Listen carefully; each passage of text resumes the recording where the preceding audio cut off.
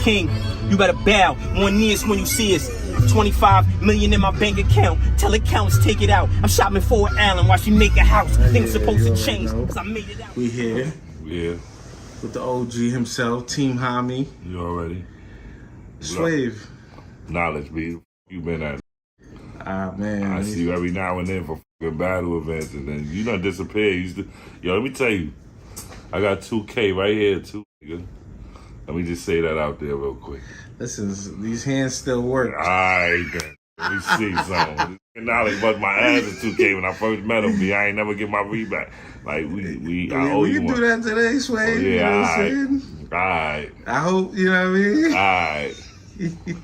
I play with a new team, and it is what it is. We're gonna see that, you know, who walks out the victor after this one. You know what I mean? All right.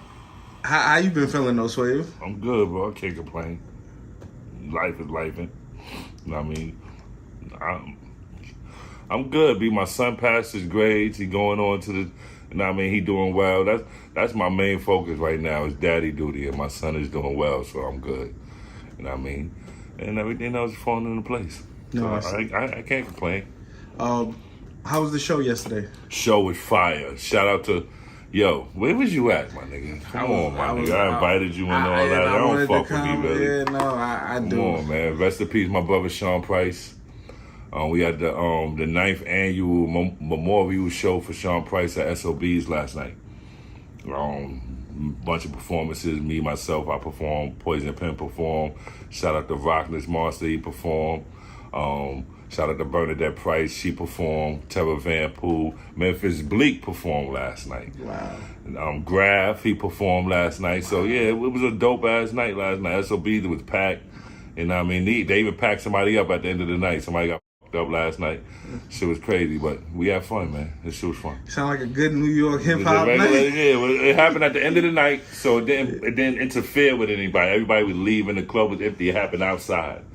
So not that I condone that, but you know, money was calling for it, man. Like sometimes you just try to talk people off the edge and they just want to jump.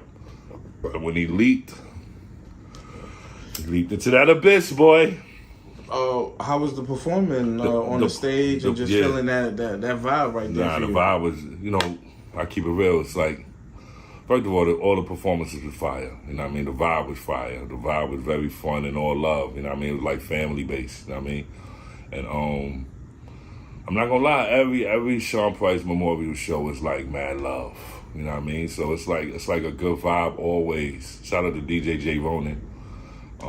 It's always a good vibe. So it was just like I said, family was all love in the building, man. It was just, the crowd was responsive. They were fucking with the performances. You know, the say ho, everybody throw your hands up. You see all the hands go up. Say ho, you hear all the ho. You know what I mean? Like everybody, they was all fucking with the show. So that's what song you perform? Who, me? I got a song with Nims and RJ Payne called FYL. So I did my verse to that. And I got a song called Lit. You know, it's like a single that it's actually on the song soundtrack. Shout out to my man. Shout out to this is bad. I can't even think of his name right now. Starface. Whew. Shout out to my nigga Starface out in Detroit. He's a movie producer, movie director. He got a movie on Tubi called Dimes. My song Lit is on the soundtrack for that movie. And so it also plays in the movie on Tubi. Fine. So I performed that last night as well. You know what I mean? I did a couple acapellas. Poison Pink performed, you know what I mean? So we just kind of did like a little family thing, you know what I mean? It was nice, dope. Rock performed, mad performances. She was dope.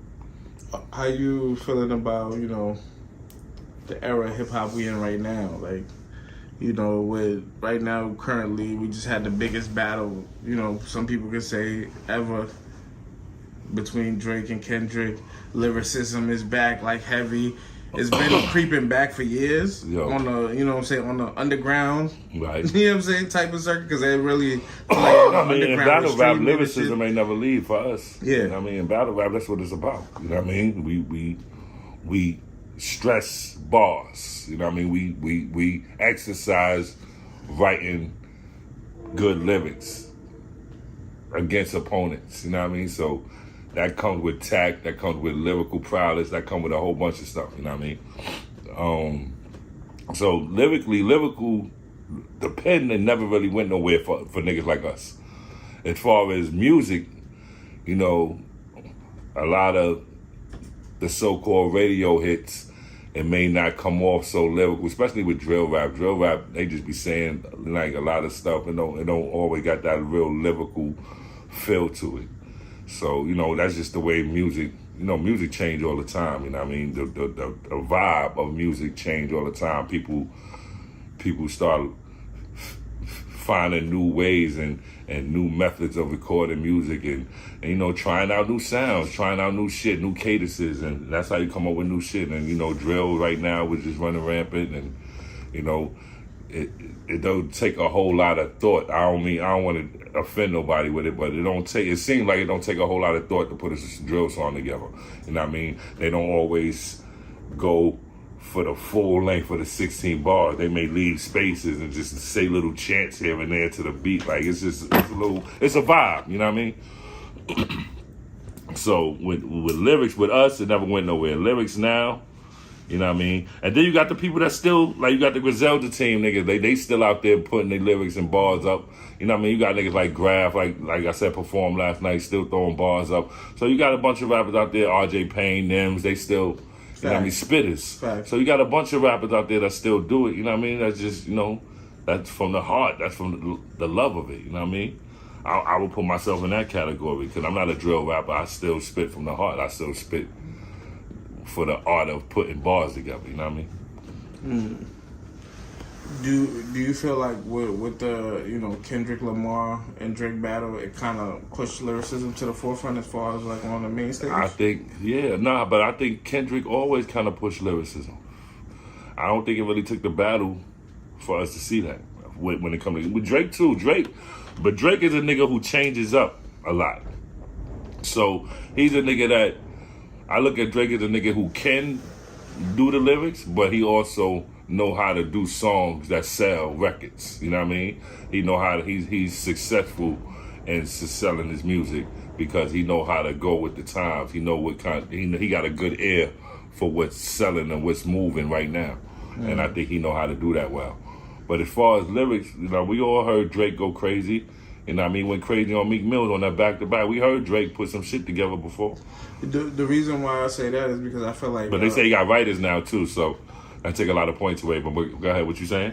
I was saying, like, when you look at how mainstream media and just people in general are breaking down the lyrics because of the battle. Like, everybody going back and forth with the lyrics. Like, I feel like you don't really always see that. This is how I look at it, B. As far as the Drake and Kendrick go, right? You see old white ladies breaking down the Kendrick lines, and I'm like, oh, nah. I think that just comes because of the names that's going at it. Okay. Like the popularity that those two artists have is bringing a lot of eyes to the situation. So everybody making money off they breakdown blogs and they reaction videos and shit like that. So you probably getting a lot of that to it. And, you know, these white ladies or whoever you talking about probably just been doing breakdown blogs and this was the latest topic to just tackle, so they jumped on it, you know what I mean? So it's a lot of people. But as far as the battle go, if you asking me who I think won, I think Kendrick got it. It's obvious to me. I think Kendrick shit is just like this not like us shit is going crazy. But it's not even not like us that took the battle for me. To me, it was the Meet the Gram song. That shit cut deep. Like, that shit was like, yo, this nigga talked to this nigga whole bloodline just now. Like, and the concept of the song, like, he introduced the world to a so-called child that Drake been hiding, an 11-year-old daughter, like, damn, allegedly, you know what I mean? So it's like, if it's true, it's like, damn, I know Drake came out and said that shit was false and he fed him fake information and all that, but that also sounds like a good cover-up story. You know what I mean? That sounds like a good Jag story. You know what I mean? That sounds like something you use real quick. Like, so, I don't know. But as far as artistic value go, artistic expression, that's how I'm looking at the battle. I ain't really dive all deep to see what's true or not. Like, of course, you know the obvious that's on the surface that we know is true. But then the fact about his hidden daughter, he's denying it, you claiming this. Oh, I ain't really getting into that. As far as artistic value go, Meet the Grams was a brilliantly written song. And it was set at a great pace for you to hear everything and process it as he went along. Like sometimes he could rap some shit that you got to take a little minute to process, and he be already into the next bar. That shit was just perfectly laid out, and it was well orchestrated. So you feel like it was the hardest diss song? I think out of the series of diss songs between the two, my favorite is Meet the Grams. And so that's why I really give Kendrick. You know what I mean? Drake has some shit too, but it's like, nah, nothing he put out was better than Meet the Grams to me. And Family Matters, that was like right one of his best. It was cool. Because he went to like 3 different, like, he went crazy. Family Matters is one of my favorites by Drake, though. Yeah, but he was stupid on that. Yeah, he was stupid on that, but it's still not better than Meet the Grams. That's as far as this song and how it's like Meet the Grams was the most direct one to me. It was direct. Yeah, he called your mother by name. He called your mother and father. And kids. It had a storyline for each of them and shit. Like, that was kind of... And then shitting on you the whole time. That was diabolical. Yo, I wish your father wore a condom. Like, yo, I'm sorry this father, I'm sorry you got to grow up and stand behind him. Like, he was just going he was just talking shit. Like, yo, man, listen. That your father's a sick man. I'm gonna show you how to do some push-ups. It was just like, damn, my nigga. It was OD. Basically said, nigga, I'm gonna raise your son, nigga. Fuck is you? I got values. Yeah, I'm gonna raise morals. your son with my values, nigga. You pussy. Like, basically. So it was just like, damn, that's kind of crazy.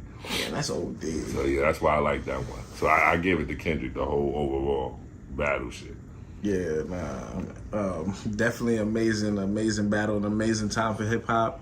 And then not like us breaking all these records, we didn't even talk about that. We even talk about sales wise. Not like us. It's been number one for the longest on the charts. Like this is like one of the longest top runs. 5 now. Like it's like, yo, bro. Like I'm actually getting tired of the motherfucking song. I ain't even gonna hold you. Like, damn, they still playing. But it's like every time I hear it, I just think of Drake's face. Like every time he hear it, I know his face. Like, yeah, nigga, you not like us. He just. Can Drake recover from this? Can Drake? Yeah. Recover? Yeah, he can. You know, Drake. It's Drake, bro. I don't really think. I think the fact that he really not doing nothing right now is probably gonna hurt him. But it's Drake. All Drake gotta do is drop another hit smash and it's over. Everybody's gonna forget about the battle. They're gonna vibe out with whatever song he dropped. You know what I mean? Get a new song featuring Chris Brown or something. He be alright, man. It's Drake. Is it like when Nas dropped Ether, like, and Jay-Z still like survived it and things like that?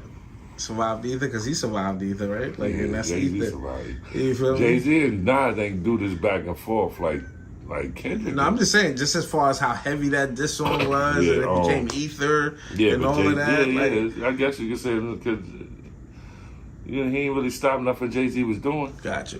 You know what I mean? So, in this sense, is it like Kendrick ain't really stopping nothing Drake is doing? It's just, it's just a battle. It's just a battle. Like, I don't think he's going to, unless that pedophile shit go crazy and niggas start investigating him and find pedophiles for real. Then it's gonna be like, wait a minute. Like every song he did, man, said that. Yeah, that'll be like wait a minute. Like, yeah, other than that, it'll be all right. Damn.